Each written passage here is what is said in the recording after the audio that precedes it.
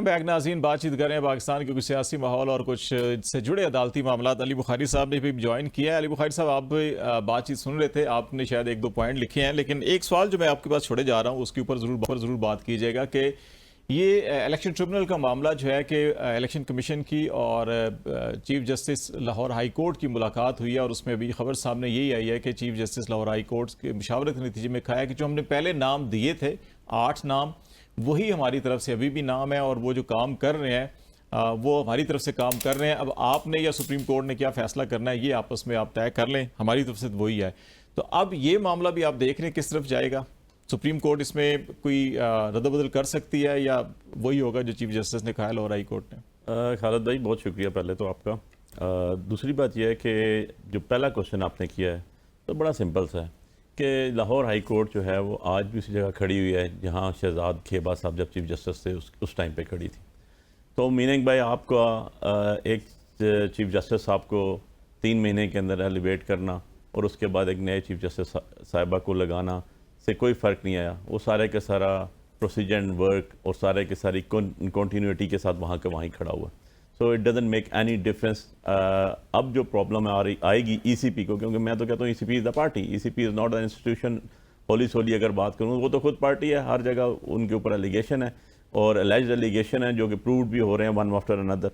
सो उसके अंदर तो मैं कोई ऐसी चीज़ नहीं देख रहा हूँ। जब chief justice Lahore high court कह रही हैं कि वही नाम होंगे तो मीनिंग भाई वही होंगे। अब अमेंडमेंट एक्ट की बात कर लूँ या अमेंडमेंट के बाद जो एक आया ऑर्डिनेंस आया था पहले, उसके बाद फिर अमेंडमेंट एक्ट आया, जो दोनों चैलेंज हुए, जो स्टे हुआ, मैंने भी आज एक को चैलेंज कर दिया। लेकिन इसमें कानूनी नुक्ता जो है ना, जो हेयरिंग के अंदर भी चीफ जस्टिस साहब भी कह रहे थे कि ये इख्तियार इलेक्शन कमीशन का है नोटिफाई करने का, तो ये जो 8 हुए थे ये थ्रू हाई कोर्ट ऑर्डर हुआ है। नहीं, विद जो ओरिजिनल लॉ है वो तो यही था कि with consent of chief justice consultation, जी कंसल्टेशन होगी उनकी और उसके बाद होगा आप नाम देंगे। ये नहीं है कि वो खुद ही बैठे कर देंगे, तो फिर तो चीफ जस्टिस को इन्होंने खाली कर दिया। नंबर 1। नंबर 2 चीज़, मैंने हाफिज़ साहब को सुना जब मैं आया जी, तो मैं हाफिज़ साहब को थोड़ा सा मैं प्रीवियस उनके पास्ट में लेके जाना चाहता हूँ, रिसेंट पास्ट में भी, और रिसेंट पास्ट के साथ कुछ ज़्यादा माजी बाईद की बात भी बताता चलूँ। जो उन्होंने पीपल्स पार्टी के हवाले से बात की, ज़रा 80 की दहाई के निकाल लें आप न्यूज़पेपर्स की, जितने भी आपके मेन न्यूज़पेपर्स थे और जो आपका मीडिया था उस टाइम, इलेक्ट्रॉनिक मीडिया था, उसमें क्या अल्फाज वो यूज़ करते थे, जुडिशरी के बारे में क्या अल्फाज यूज़ करते थे, वो जनरल ज़िया उल हक के बारे में। होल्डर्स का ये कहना है कि जो मिसाक जमहूरियत हुआ तो उसके बाद मिसाक जमहूरियत 2007 में जाके, वो बेनज़ीर भुट्टो शहीद साहिबा की शहादत से कुछ अर्सा कबल 2004 में जी 2004 में, थैंक यू जी। अब बात यह है कि 80 में जब उनको लगी तो उनके क्या अल्फाज थे, उनकी चीखें कैसे निकल रही थी, वो देख लें। उसके बाद मैं 97 पे इंतहाई तहजीब याफ्ता मुस्लिम लीग नून नवाज शरीफ साहब, इंतहाई आला ज़र्फ पार्टी की बात करूं, जिन्होंने वाहिद एग्जाम्पल प्रेसिडेंट कोर्ट की पूरे पाकिस्तान के अंदर, जिन्होंने सुप्रीम कोर्ट के ऊपर कुर्सियां मारी, और आपको पता है ब्रीफ केस भरे गए और कैसे लेकर जाया गया यहाँ से कोयटा, और क्या क्या हुआ सजाद शाह साहब चीफ जस्टिस से उस टाइम। नंबर 2, इन्हीं की इंतहाई तहजीब याफ्ता गुफ्तगू के जस्टिस कयूम साहब की टेप की बात कर लूँ मैं अगर, कि जी उन्होंने क्या कहा था, बड़े भाई क्या कह रहे छोटे भाई को। नंबर 3 रिसेंट पे आ जाता हूँ, अभी तो मैं थोड़ा माजी 22 से चलते चलते आ गया हूँ। वो कौन सी बीबी थी जिन्होंने सुप्रीम कोर्ट के बाहर खड़े होकर और जो जजेस के बारे में अल्फाज अदा किए अभी कुछ अर्सा कबल, ज्यादा दूर की बात नहीं कर रहा हूँ, और वो कौन सी बीबी थी जिन्होंने जलसे में खड़े होकर सिटिंग जस्टिस सुप्रीम कोर्ट के और sitting journals in the uniform, उनकी तस्वीरें भी लगाई, वैसे ये वीडियो भी लगाई, इसको कंडेम किया। अब बात ये कह रहे थे कि दोनों जमातें, तो फिर ऐसे ना करें, थोड़ा सा अप्रिशिएट किया था, लेकिन नून लीग और पीटीआई को कहा था कि बड़ी एक्सट्रीम पे चले खालिद भाई, फिर तो ये सही कहा ना चौधरी साहब ने कि कड़वा कड़वा थू थू और मीठा मीठा निकले, ऐसे नहीं होता ना। फिर आप हमें ये इल्जाम मत दें, हमने किसी भी जगह टॉप टू बॉटम आप सारा रिकॉर्ड हमारा देख लें, इस तरह के अल्फाज, इस तरह का करैक्टर कहीं शो नहीं किया।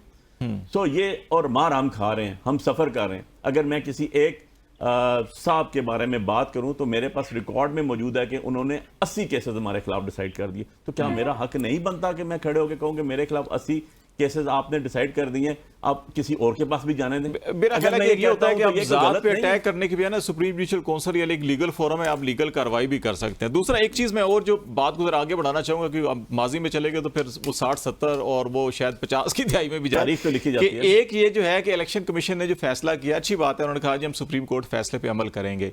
तब उन्होंने अपने लीगल विंग को ये खाया कि जरा देख लें जो फैसले का हिस्सा काबिल अमल नहीं है तो उसके ऊपर हम रजू भी कर सकते हैं। तो बुखारी साहब आपसे स्टार्ट कर लेते हैं, आप समझते हैं इसके अंदर कोई ऐसी चीज है जो काबिल अमल नहीं है, पीटीआई के तंजीमी ढांचे को लेकर वो कह रहे हैं कि कोई इंट्रा पार्टी इलेक्शन तो है ही नहीं है, तो इसलिए देखें जी, अब इसको तो मैं अगर ले जाऊँ ना, इस मामले नहज तक पहुँचने में भी अगर किसी का किरदार है तो वो 13 जनवरी की जजमेंट है, जब हम पेपर्स लेके बैठे हुए थे और हमें टाइम दिया जा रहा था, हम टिकट लेके बैठे हुए थे, हमें सिंबल नहीं दिया जा रहा था। ये तो ऑफ शूट था ना सारी उसकी खालिद भाई। अब लेटेस्ट जजमेंट के ऊपर आ जाता हूँ, कोई ऐसा अबाम नहीं है। बिल्कुल रियासत अली आज़ाद साहब ने ठीक कहा, बिल्कुल चौधरी फैसल साहब ने ठीक कहा कि 187 के तहत जो लकूनाज हैं, जो कबाहतें हुई हैं, उनको दूर करना है लेजिटिमेट तरीके से। अब मुझे आप ज़रा बता दें काइंडली, ये जो 8 जजेस से रुजू करने का बताया गया और उसके बाद बताया गया इन चैम्बर प्रोसीडिंग्स होंगी, वो इसीलिए रखी गई हैं मेरी नाकिस राय के अंदर कि जो किसी को अबाम है वो पूरा कर ले, वो दूर कर दीजिए, अदरवाइज ये चले जाए रिव्यू में, इनको लग पता जाएगा, चल जाएगा। खोखर साहब, आप हूँ कि आप ये पहलू तशनगी रह गई थी कि आपका नुक्ता नजर इसके ऊपर जो कि हॉर्स ट्रेडिंग का रास्ता खुला है इस सुप्रीम कोर्ट के फैसले से, नंबर 1, और नंबर 2 जो ईसीपी कह रहा है कि अगर इस फैसले में कोई ऐसी चीज जो काबिल अमल नहीं है तो लीगल विंग हमारा जो है कि उसके ऊपर पिटिशन फाइल करे और वो सुप्रीम कोर्ट से रजू कर ले। तो आपको कुछ नजर आ रहा है इस केस के अंदर ऐसी चीजें? देखें, इस केस के अंदर एक तो ये है कि जो भी फैसला सुप्रीम कोर्ट ऑफ पाकिस्तान का आए, जितनी देर वो फैसला रिव्यू नहीं होता या सुप्रीम कोर्ट उसके ऊपर जो है उसे ओवरटर्न नहीं करती, उतनी देर तक पाकिस्तान के हर इदारे का और including election commission of Pakistan की रिस्पॉन्सिबिलिटी है कि उसके ऊपर अमल करे, उसके अलावा उनके पास कोई ऑप्शन नहीं है। अब दूसरा उस चीज के अंदर यह है कि ये पहला एक केस ऐसा आया है कि जो सुप्रीम कोर्ट ने जब डिसाइड किया है कॉन्स्टिट्यूशनल जुरिस्डिक्शन के अंदर, तो सुप्रीम कोर्ट को बजाते खुद भी इस चीज का एहसास हुआ है कि इसकी इम्प्लीमेंटेशन के अंदर कॉन्स्टिट्यूशनल और लीगल कॉम्प्लिकेशंस आएंगी।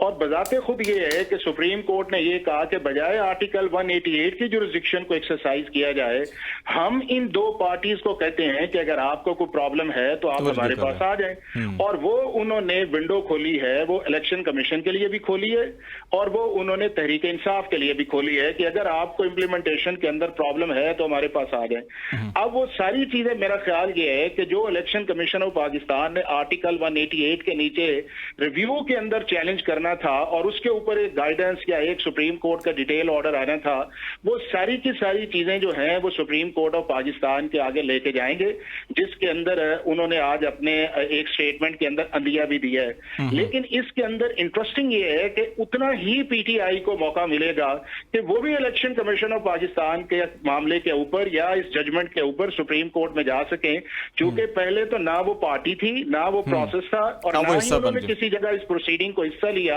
तो अब दोनों के लिए ऑप्शन अवेलेबल है। फैसल चौधरी साहब, आपकी तरफ भी आ जाता हूं कि आपको इस पे आप नुक्ते नजर बयान कर चुके हैं, अगर कुछ ऐड करना चाहें, नंबर 1। नंबर 2, पीटीआई पर पाबंदी के लिए और आर्टिकल 6 जो है कासिम सूरी, इस हवाले से ऐवान सदर में आज अहम मुशावरत हुई है। सदर साहब भी मौजूद थे उसमें, नून लीग की लीगल टीम, पॉलिटिकल टीम भी थी और पीएस पार्टी की भी लीगल साइड और पॉलिटिकल साइड के लोग थे, टॉप उनकी लीडरशिप।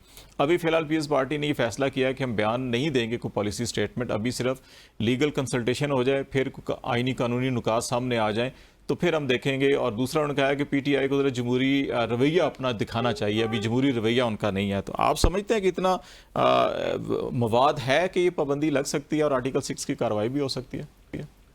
देखिए खालिद साहब, पहली बात तो ये है कि मैं नहीं समझता कि इलेक्शन कमीशन को किसी भी एडवेंचर में पढ़ना चाहिए। जो उनको एडवाइस दे रहे हैं वो गलत एडवाइस दे रहे हैं। अगर ये फैसला 15 दिनों तक अमल दरामद नहीं हुआ तो उसके कॉन्सिक्वेंस वो फेस करेंगे। तो एक तो उनके पास इफ्स एंड बट्स का कोई ग्राउंड नहीं है, ना ही वो इतना फैसला मुबहम है कि उस पर किसी किस्म की गाइडलाइन की कोई ज़रूरत पड़े।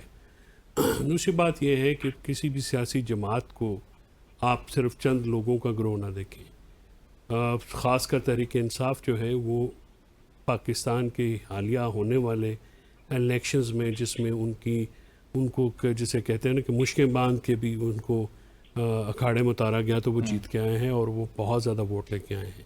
एक सूबे में उनकी हुक्मरानी है और वहाँ पे 2/3 अक्सरियत से भी ज़्यादा उनकी रिप्रेजेंटेशन है। अभी भी जो एडवेंचर्स सोचे जा रहे हैं उसकी कोई बुनियाद नहीं है। देखिए, जितनी भी गुफ्तगू रफ़ीक तारड़ के पोता करते हैं वो उसमें सब्सटेंस नहीं है। वो ऐसी बातों के ऊपर जो है वो पार्टियां अगर बैन होना शुरू हो गई तो मैं रेस्ट श्योर पाकिस्तान में फिर पॉलिटिकल पार्टी कोई भी सर्वाइव नहीं कर सकेगी।